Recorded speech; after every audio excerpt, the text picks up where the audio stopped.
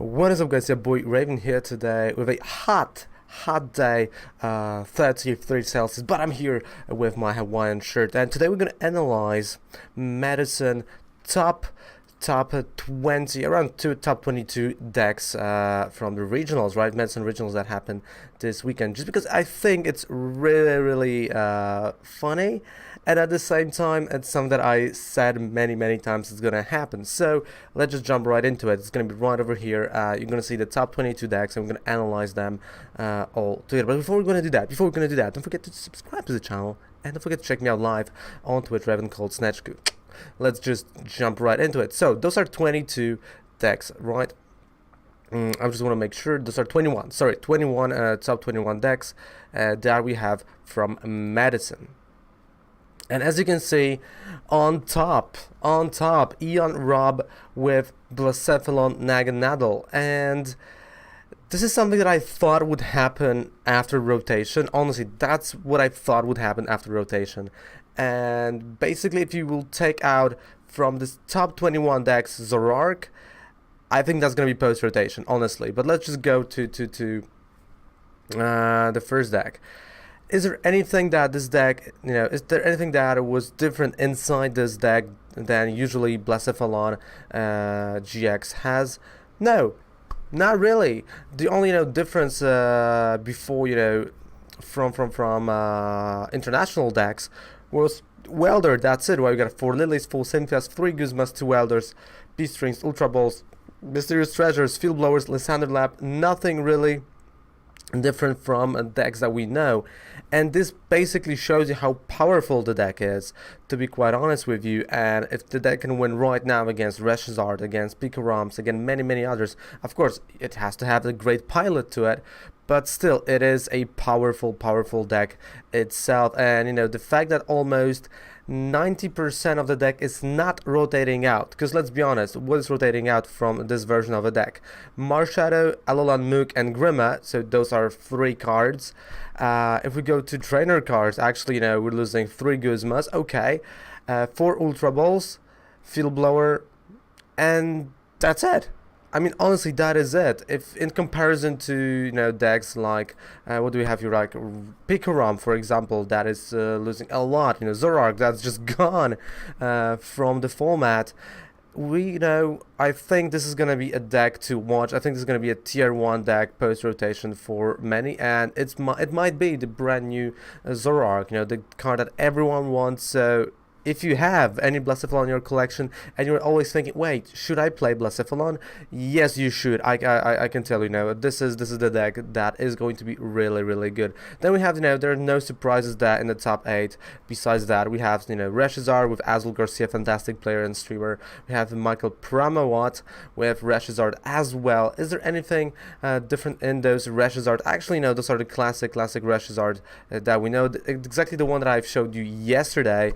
I think the only reason is 1 more Evilax, or maybe 2 more Jiraches, but that is basically it, right? There are no other differences to the deck than that I showed you yesterday. So you can just copy and paste it, right, and play my version of it and have fun. That's the video. Also, what else do we have? We got a Picaram with Zapdos. We got another Reshizard Volcanion, Reshizard. So top 6, Dream Penderevis, right, Reshizard. So you can see now that it is kind of divided towards 3 decks, right? We have a meta divided to 3 decks, which are Blacephalon GX. Let's be honest, people will play it right now even more due to its win.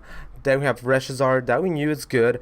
Picaram, that was still dominating and is and will be dominating definitely the field. And also we got Zoroark Persian deck, right? Okay, you can say Zapdos, but I think Zapdos and Picaram, they're like equal, which is kind of scary, because I thought for a second, I honestly thought we're gonna have this nice meta of actually having some more different decks. Of course, you can say, well, there's a Malamar, right? There is a Malamar on number 19 with Noah Sawyer.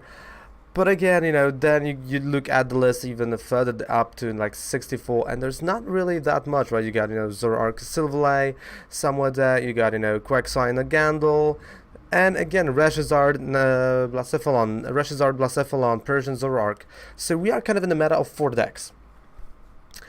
And out of 4, honestly, if someone would ask me what I would pick Blacephalon GX, just because of the setup and just because post-rotation, because that's the thing, you have to think right now about post-rotation world, because there's only 2 more months, there are not that many regionals you will attend, maybe some cups, some challenges, right, so leagues out there, but you have to start thinking about your next season, your next move, since the cards will get more expensive. So honestly, I would, like, my money is on Blacephalon GX, and always was, right? My opinion on that. I always thought this is going to be a great deck towards rotation, post-rotation, definitely, and it's slowly happening, right? It's slowly happening, because let's be quite honest, I think I'm going to just do a video today about post-rotation. It's gonna be hard for water type decks to actually stop fire type decks, because we're losing a lot and there's not a lot of good things coming, right? I mean, there are good cards, but not really in the sense that we know, but that's the separate video. So honestly, I'm not surprised by the top 21 decks, especially not surprised by top 8, and honestly, great decks, great fun.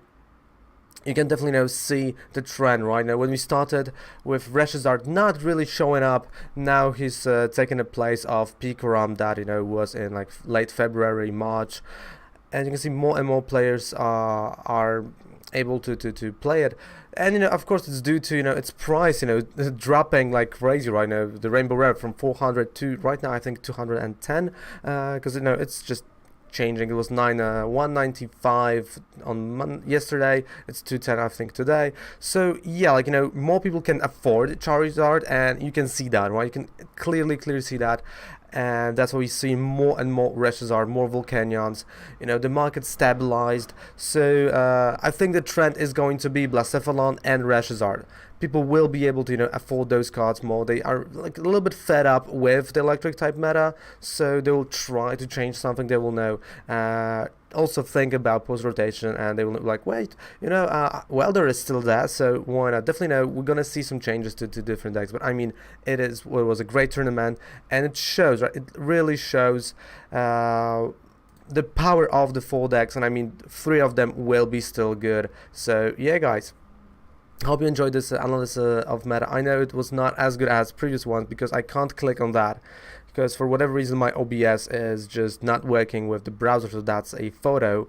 But next time, next regionals, we're gonna analyze it even deeper, because again, those decks are not different than what it was last week. They're literally not different than what I'm presenting to you on this channel with my versions of decks. Maybe they did slight change of 1 card, 2 cards, but not like way different. Okay, so I didn't want to go into straight details. We went to Blacephalon because that's a winning deck, and I think it's a great deck. So thanks so much for watching. Don't forget to subscribe to the channel, and don't forget to check me out live on Twitch, Raven called Snatchku, from Monday to Friday. Raven loves you. Mwah. Bye. Oh, and what do you think about medicine?